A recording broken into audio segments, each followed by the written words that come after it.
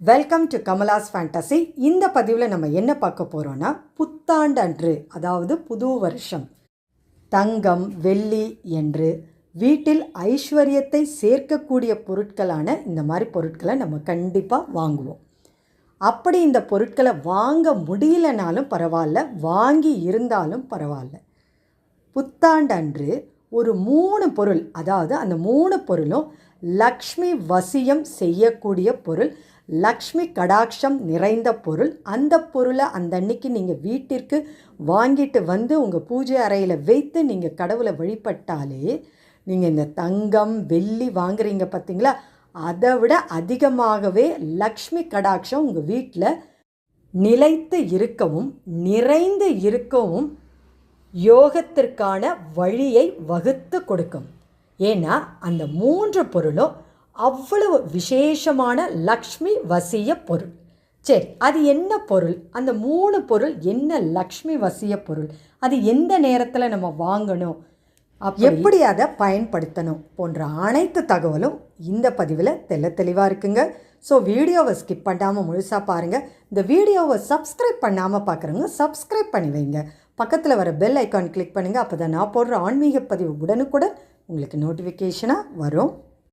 வீட்டில் லக்ஷ்மி கடாட்சம் ஏற்படவும் ஐஸ்வர்யம் உண்டாகவும் வீட்டில் என்றென்றும் மன நிம்மதியும் மகிழ்ச்சியும் நிலைத்து இருக்கவும் இந்த 3 பொருளை புத்தாண்டு அன்று கண்டிப்பாக நாம் வாங்கி வீட்டின் பூஜை அறையில் வைத்து வழிபட்டால் கண்டிப்பாக வீட்டில் லக்ஷ்மி கடாட்சமும் ஐஸ்வர்யமும் ஏற்படும். சரி, அது என்ன பொருள் அப்படின்றத இப்போ நம்ம பார்க்கலாங்க. முதல் பொருள் அப்படின்னு நீங்கள் பார்த்தீங்கன்னா உங்கள் எல்லாருக்குமே தெரிஞ்சது தாங்க, கல் உப்பு. சின்ன சாதா உப்பு கிடையாதுங்க, கல் உப்பு கண்டிப்பாக வாங்க வேண்டும். அந்த அன்னைக்கு பார்த்தீங்கன்னா நீங்கள் புத்தாண்டு அன்று எந்த பொருளை நீங்கள் வாங்குறீங்களோ இல்லையோ, ஆனால் இந்த மகாலட்சுமியின் கடாட்சம் பொருந்திய, மகாலட்சுமியின் அம்சம் பொருந்திய, அந்த மகாலட்சுமியே குடியிருக்கிற இந்த கல்லுப்பை நீங்கள் கண்டிப்பாக வாங்கணும். இந்த கல்லுப்பு வாங்குகிற நேரம் அப்படின்னு நீங்கள் பார்த்தீங்கன்னா காலை 6லேருந்து 7 மணிக்குள்ளார நீங்கள் அந்த 1 மணி நேரத்துக்குள்ளார வாங்கிட்டு வந்தீங்கன்னா மிகவும் சிறப்பு. அப்படி உங்களால் அந்த நேரத்தில் வாங்க முடியலைன்னா மாலை 6 மணிலேருந்து 7 மணிக்குள்ளே நீங்கள் வாங்கலாம். அந்த நேரமும் உங்களால் முடியலைன்னா கண்டிப்பாக புத்தாண்டு அன்று உங்களால் எந்த நேரம் முடியுதோ அந்த நேரத்தில் வாங்கிக்கலாம். ஆனால் காலையில் 6லேருந்து 7, மாலை 6லேருந்து 7 இந்த நேரத்துக்குள்ளே நீங்கள் வாங்கினீங்கன்னா மிகவும் சிறப்பு. 2வது பொருள் அப்படின்னு நீங்கள் பார்த்தீங்கன்னா விரலி மஞ்சள், மிகவும் மங்களகரமான பொருள்.